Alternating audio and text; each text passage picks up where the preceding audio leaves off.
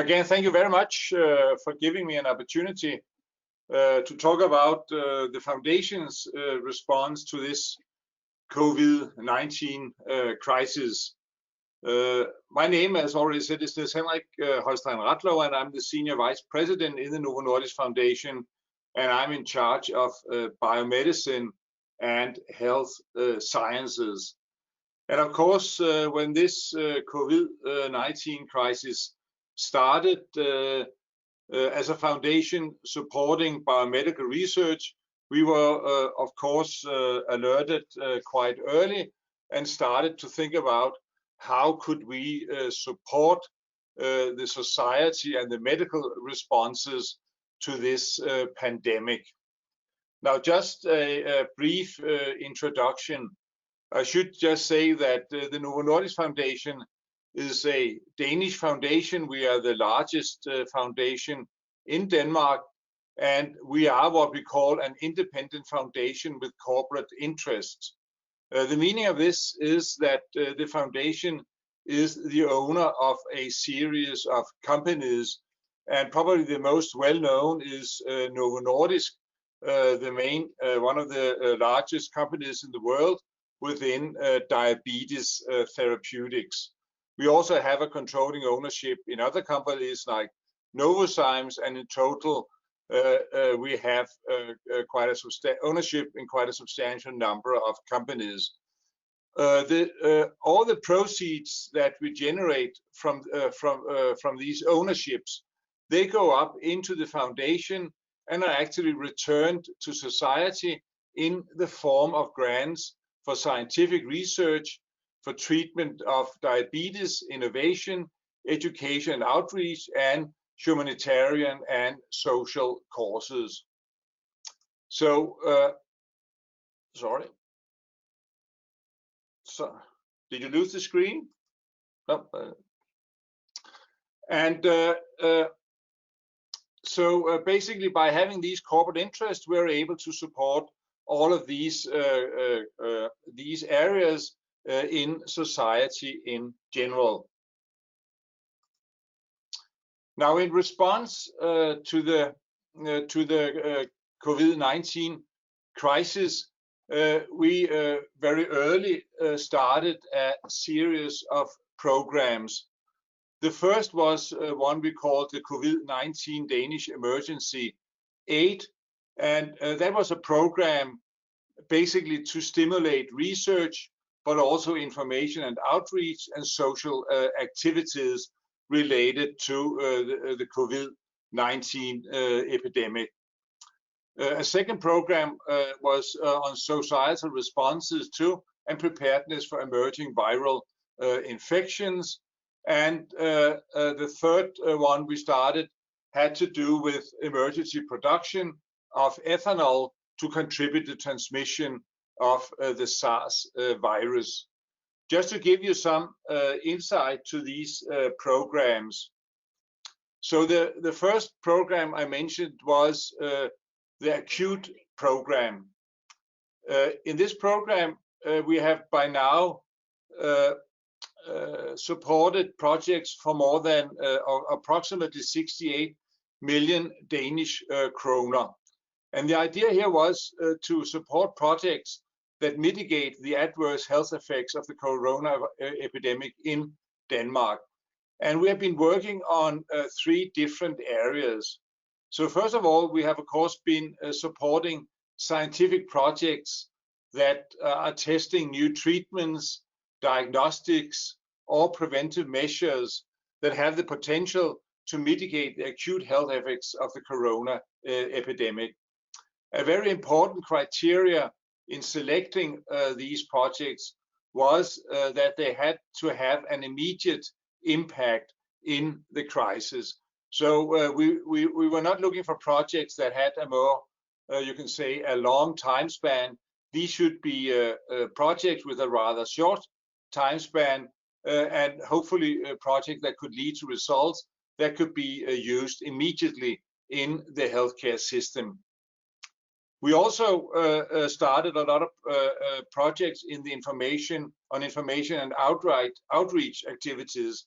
And of course, the idea here was that there really was a huge need for information in the community, and even in a country like Denmark, which is quite homogeneous, approximately 5% of the population do not speak Danish, and therefore there also was a great need to support projects that would actually also secure that information from the health authorities was available in other languages than Danish. Surprisingly enough, the Danish health authorities only provide Danish information, and we have therefore supported projects that would actually translate this into more than 20 different languages commonly spoken in Denmark. And finally, we had an arm supporting social and humanitarian projects that seek to mitigate the health effects on the corona epidemic on vulnerable groups. So that could, for example, be shelters for homeless. It could be ways to mitigate the problems with physiotherapy to patients with chronic diseases. Say if you have Parkinson or multiple sclerosis, you depend on daily physiotherapy. That's clearly not possible during the crisis here. And we have been very active in supporting projects that, for example, would provide online training of patients with these chronic debilitating diseases. What was very important to us was that the applicants, they should have a decision within 2 to 4 days. Now, I don't know if many of you know how it is to work in a foundation, but normally, or apply to a foundation, but normally it takes, several months to half a year before you actually receive a response, whether your application was funded or not. But we really tried to fast track this by making decisions within 2 to 4 days. So this program turned out actually to be quite a success. As you can see down here in the bottom panel, we actually received within 2 weeks 459 applications. Most of them was, of course, within the medical field, 296 the scientific field. There was 83 on information and outreach activities, and 80 applications for social projects. The total amount that was applied for was above 900 million Danish kroner. Now we tried to be really critical, only wanting to support the best. And as you can see, we ended up by supporting approximately 10% of the applications, approximately 50% within the health sciences, 15 projects with social projects, and 7 information and outreach projects. Most of the projects were actually localized in our municipal region in Copenhagen, which also fits nicely with the fact that Copenhagen is the part of the country that has been most severely affected by the epidemic. However, we also supported projects in Greenland and in the Faroe Islands. So both Greenland and Faroe Islands have very small populations, but they're also extremely vulnerable because in general they tend to react rather violently to infectious diseases.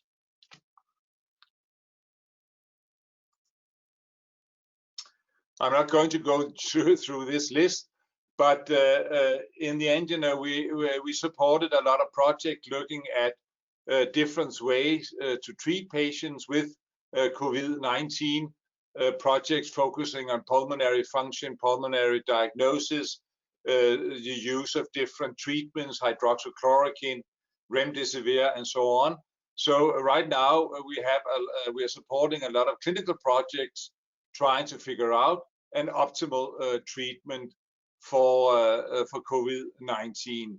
We have also been very interested in supporting projects looking at the mental health consequences of the COVID-19 epidemic. Again, also a lot of social and information and outreach projects. In general, we found that the quality of the project was extremely high, and I think we are very pleased with the projects we have now been able to start in many places in Denmark. So this was really our acute response to the pandemic.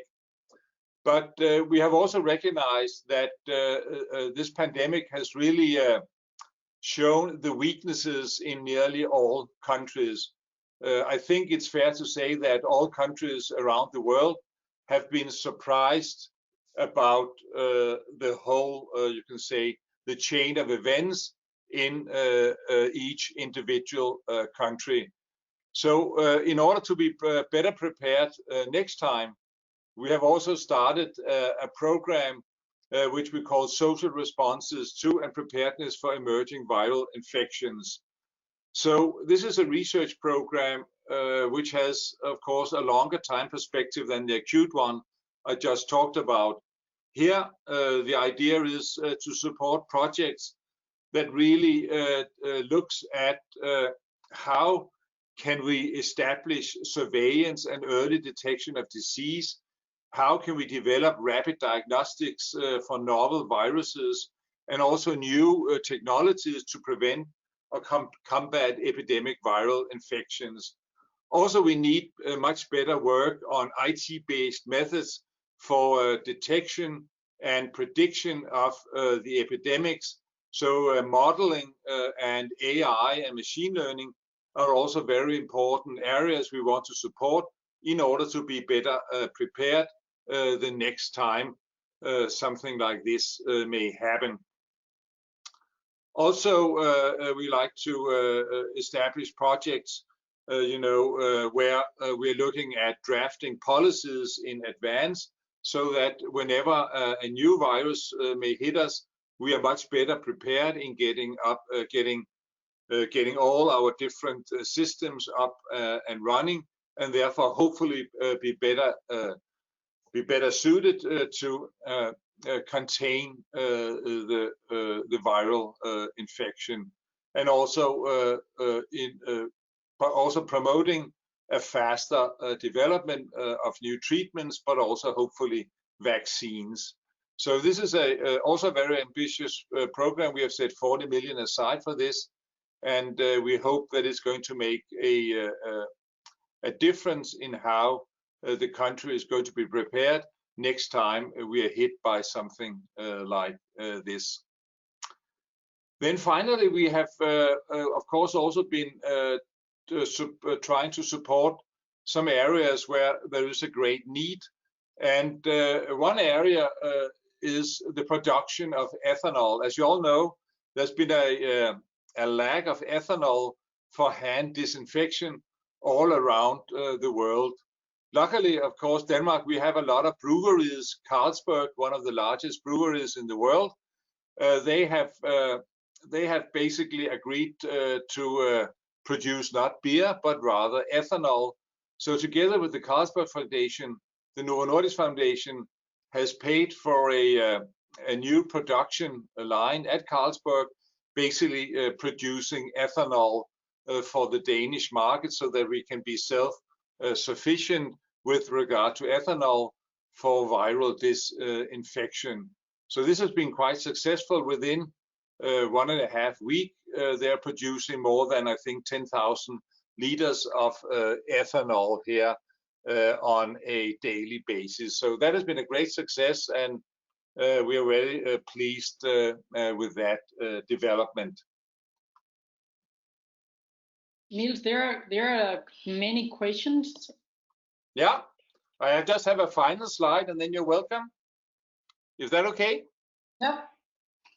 So the final program we have launched is a very ambitious one. As you heard just before, the problem of testing is a big problem in probably every country.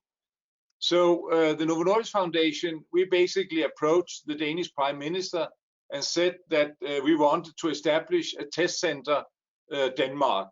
And the idea is to provide testing for all Danish citizens or at least to be able to test 20,000 citizens every day, both for virus but also for antibodies.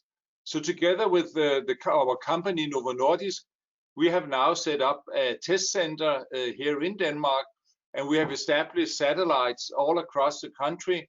And now, after 3 weeks, we are up and running, and we are providing both virus tests and antibody tests now on a population basis. And our ambition is, of course, to be able to test 20,000 citizens every day. Right now, we're not quite there. We're running around 3,000 tests a day, but the capacity is increasing every day. And we hope that this test center Denmark is going to be a game changer in the fight against the coronavirus here in Denmark. So with that, I will finish and thank you for the attention. And if you have questions, I'm ready. Yes, indeed, there are quite a few questions actually. Christopher Johansen is asking, how will this affect the availability of funding for other research areas? So right now, Novo Nordisk Foundation is investing heavily in, of course, in the coronavirus. So yeah, how this will affect the other areas? Yeah, we don't expect that this will have any effect on our support for other areas. I mean, the Novo Nordisk Foundation is a pretty large foundation. Last year, we paid out more than 3.5 billion Danish kroner, and our ambition is to pay out 4 billion this year. So, of course, this program has cost us 300 million, but I think we are still well funded, and we do not anticipate to go back on any of our current programs. So everything we have promised, we are going to do. So I don't expect that this will have any effect on our support for other scientific projects in the coming years. Of course, everything depends on the global economy. If the global economy starts to go really bad, the foundation can, of course, come in a situation where the income goes down. So the effect is not because of these, but rather because that the world can go into a global recession. That could, of course, be a problem, but not these grants by themselves. They have no effect. Yeah, yeah, that's nice to know that you will still support other research areas, of course. So there's another question from Lucian Tian. He thanks you for the nice presentation, and then he's asking which aspects of the applications did you look at, and also must the applications be made through an organization or an institution? Yeah, all applications were for institutions. So I mean, we always support research or social information programs localized at institutions of some sort. With regard to the information and outreach, that could be private organizations. We did actually give quite a lot of grants to private organizations for the social program and also for some of the information projects. But from the information and outreach project, we had as a condition that they had to collaborate with the Danish health authorities. We did not want, you can say, individual organizations to give out information without it being synchronized with the Danish health authorities, because in that way we could end up in a situation where we were supporting activities that went against the recommendations from the authorities, and we did not want to get into that situation. But again, I mean, all the applications are basically written by researchers or people active in these projects. So they are research-driven projects, but they all, of course, all these people are localized at established organizations or institutions. With regard to what we looked at, the main criteria was immediate impact. We wanted to support something that really would make a difference on the short scale. We have a lot of other programs that could support research with a longer time scale. But these projects, they had to be of immediate effect. For example, telling us, does hydroxychloroquine work? You know, that's something you can basically do a test on, and we'll know the answer within a couple of months. We received some projects that would give an answer within 2 years. We didn't think they were relevant for this acute program. We basically asked them to apply for these projects in our normal open calls that we run every half year. Yeah, of course. So you were looking more into the short term. So there's we will have this last question before we move on. There's a question from Martin Weber. He's asking do you think that we will see an increase in investment in immunology and in vaccine technology after this pandemic? So I'm guessing not only about treating the coronavirus specifically, but in general, increasing the research of these areas. Definitely. I mean, we are in touch with both the Wellcome Foundation and the Gates Foundation, and of course, there is a clear perception that we need a global collaboration on vaccine development. So the world in general need to work together so that we are much better prepared and can actually respond much faster than we're doing right now. So I think there is a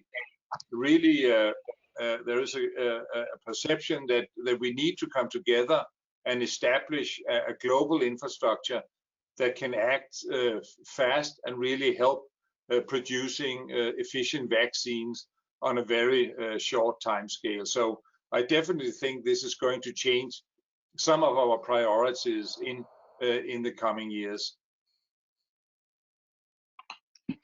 Thank you. This was the last question. Thank you very much, Niels. We will give you an applause. That's basically. Thank you. This has been very interesting. I've never given a talk in my attic before, so that's quite interesting. Yeah, this is also new for us, so I hope it's big interesting for everyone.